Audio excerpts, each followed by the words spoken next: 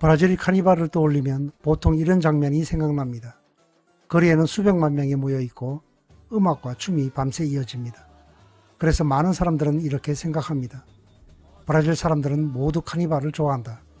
하지만 실제는 조금 다릅니다. 브라질 국민의 60% 이상은 카니발 기간 동안 집에 머무릅니다. 그렇다면 이런 의문이 생깁니다. 왜 브라질은 여전히 카니발의 나라라고 불리는 걸까요?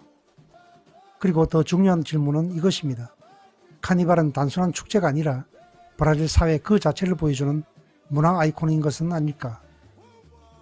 안녕하세요. 복수복수 채널의 박원복입니다. 우선 카니발을 통해 드러나는 브라질 사회의 특징부터 이야기해 보겠습니다. 카니발이 시작되면 사람들은 얼굴과 몸에 화려한 분장과 치장을 하고 거리로 났습니다. 평소에는 버스기사나 청소부, 회사원으로 살아가던 사람들도 그 순간만큼은 왕이나 여왕처럼 자신을 꾸밉니다. 삼바 리듬이 울려 퍼지는 거리에서 사람들은 서로의 신분이나 직업을 크게 의식하지 않습니다. 현실과 환상이 동시에 허용되는 공간인 셈입니다. 또한 카니발은 서로 상반되는 가치가 충돌하면서도 공존하는 장소입니다. 가톨릭이 계율과 구원, 영생을 추구한다면 카니발은 일시적 쾌락과 무질서, 인간의 욕망이 드러나는 공간입니다. 거리에서는 술과 음악, 웃음과 함성이 뒤섞이고 사람들은 현실의 억압에서 잠시 벗어난 듯 행동합니다. 그런데 흥미로운 점은 이런 문화를 가톨릭 사회가 완전히 배척하지 않았다는 것입니다. 오히려 제도권 안으로 받아들이고 흡수했습니다. 그것은 인간 사회가 본질적으로 모순과 혼란을 안고 있다는 사실을 인정한 결과라고 볼 수 있습니다. 브라질 사회는 다양한 피부색과 문화가 공존하는 나라입니다. 그리고 카니발은 그런 브라질의 모습을 압축적으로 보여줍니다. 평소 사회적으로 소외되던 계층도 카니발 기간에는 조명의 중심에 섭니다.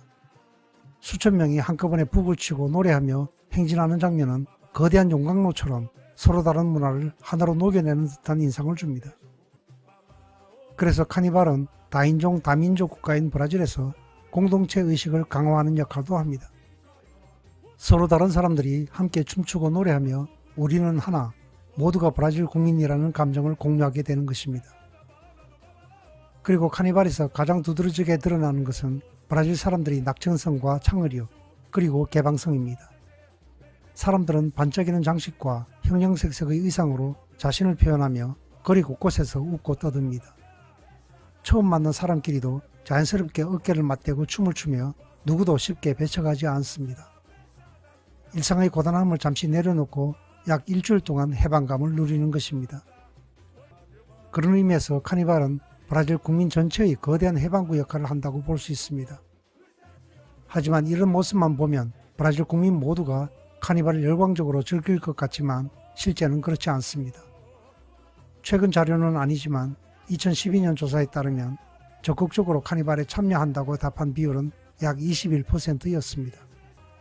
반면 17%는 숲이나 조용한 휴양지로 여행을 떠났고 62%는 집에서 휴식을 취한다고 응답했습니다. 물론 수많은 인파가 몰리다 보니 사건과 사고도 발생합니다. 하지만 최근에는 치안이 강화되면서 범죄 수준은 평상시와 크게 다르지 않다고 합니다. 그렇다면 이런 카니발은 어떻게 탄생하게 되었을까요?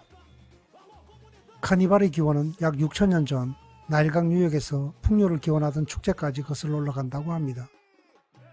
고대 바빌로니아에는 신들에게 바치는 종교적 의례가 있었고 고대 그리스에는 모든 계층이 참여하는 봄맞이 축제가 존재했습니다.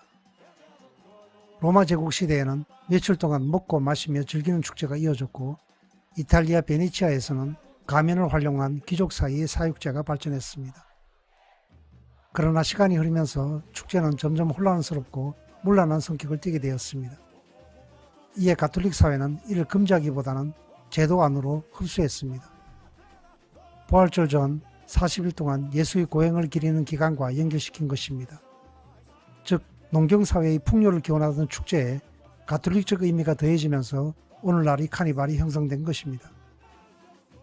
브라질의 카니발은 포르투갈 식민지 시절인 1641년 포르투갈의 앵뚜루두라는 놀이에서 시작되었습니다. 당시 사람들은 일정 기간 마을 길을 막고 행인들에게 과일이나 우물을 던지며 떠들썩하게 즐겼습니다. 여기에 아프리카에서 건너온 흑인 노예들의 강렬한 타악기 리듬이 더해지면서 지금의 브라질 카니발로 발전하게 됩니다. 거리 전체를 울리는 북소리와 몸을 흔들게 만드는 리듬은 이때부터 브라질 문화 속에 깊이 자리 잡기 시작합니다. 19세기 말 노예 해방 시기를 전후하여 분장을 하고 가장행렬을 벌이는 카니발 그룹이 등장했고, 이것이 훗날 리우데자네이루 카니발의 중심이 되는 삼바스쿨의 기원이 됩니다. 1899년에는 시키니아 공작가의 오 아브리 알라스가 최초의 카니발 음악으로 등장했고, 1928년 리우데자네이루에는 최초의 삼바스쿨인 게이샤 플로르가 설립되었습니다. 이 단체는 이후 이스타시오 지사로 이름을 바꾸게 됩니다. 그리고 이듬해 리우데자네이루에서 첫 공식 카니발이 개최된 이후 지금까지 그 전통이 이어지고 있습니다. 우리는 흔히 브라질 카니발이라고 하면 리우데자네이루만 떠올리지만 실제로는 브라질 전역에서 다양한 형태의 카니발이 열립니다. 대표적인 예가 북동부 사바도르의 트리우스 일레트리쿠스입니다. 거대한 트레일러를 기본으로 꾸며진 무대에서 가수들이 노래를 부르면 사람들은 차량을 따라 이동하며 함께 춤을 춥니다. 도시 전체가 음악과 함성으로 흔들리는 듯한 장면이 연출됩니다. 우리나라의 가수 싸이도 이 무대에 선 적이 있습니다. 또 다른 대표 카니발로는 북동부 해시피의 제페레이라가 있습니다. 거대한 장대 인형 같은 모습으로 사람들이 거리에서 춤추며 행진하는 축제입니다. 인근 도시 올링다에서는 프레브라는 축제가 열리는데 작은 우산을 들고 빠른 템포에 맞춰 춤을 추며 움직이는 것이 특징입니다. 좁은 골목을 가득 메운 사람들과 빠른 춤 동작은 또 다른 독특한 카니발의 모습을 보여줍니다. 카니발은 브라질 경제에도 막대한 영향을 미칩니다. 브라질 관광부는 숙박, 음식, 교통, 여가 활동 등을 포함해 올해 약 24억 달러의 경제 효과가 발생했다고 밝혔습니다. 리우데자네이루에서는 약 11억 달러가 유통되었고 약 800만 명의 인파가 몰렸습니다. 공항 운영사 히우 갈레옹은 국내선과 국제선을 합쳐 약 67만 4천 명이 이동했다고 발표했습니다. 호텔 점유율은 2주 전에 이미 75%를 넘었고 코파카바나와 이파네마 해변 지역은 90%에 달했습니다. 리우데자네이루 시청에 따르면 7일간 매일 약 12만 명이 삼바 퍼레이드를 관람했다고 합니다. 그리고 카니발 기간 가장 많이 마시는 음료는 무엇일까요? 많은 사람들이 맥주를 떠올리지만 실제로는 야자수 코코넛 속의 코코넛 워터입니다. 여름철 기후 때문에 시원한 자연 음료가 많이 소비되기 때문입니다. 물론 그 다음은 맥주입니다. 지난해 5일 동안 소비된 맥주는 2억 5천만 리터에 달하며 이는 약 11억 잔입니다. 이 컵들을 일렬로 세우면 약 7만 6천 킬로미터로 지구를 2바퀴 가까이 도는 거리가 됩니다. 브라질 사람들은 원래 맥주를 좋아합니다. 독일 이민자들의 영향으로 맥주 문화가 자리 잡았고 연간 소비량은 약 150억 리터에 달합니다. 하루 평균 약 4,300만 리터 수준입니다. 따라서 카니발 기간의 소비는 평소보다 조금 늘어난 수준이라고 볼 수도 있습니다. 그러한 카니발을 바라보노라면 저는 우리나라에도 국민 모두가 자연스럽게 어울릴 수 있는 축제가 있었으면 하는 생각을 갖게 됩니다.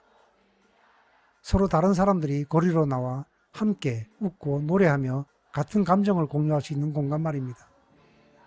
하나가 된 공동체 의식을 느끼고 나는 한국인이다 라는 감정을 자연스럽게 공유할 수 있는 공간이 있다면 얼마나 좋을까 하는 바람을 갖게 됩니다. 오늘은 여기서 마치겠습니다. 감사합니다.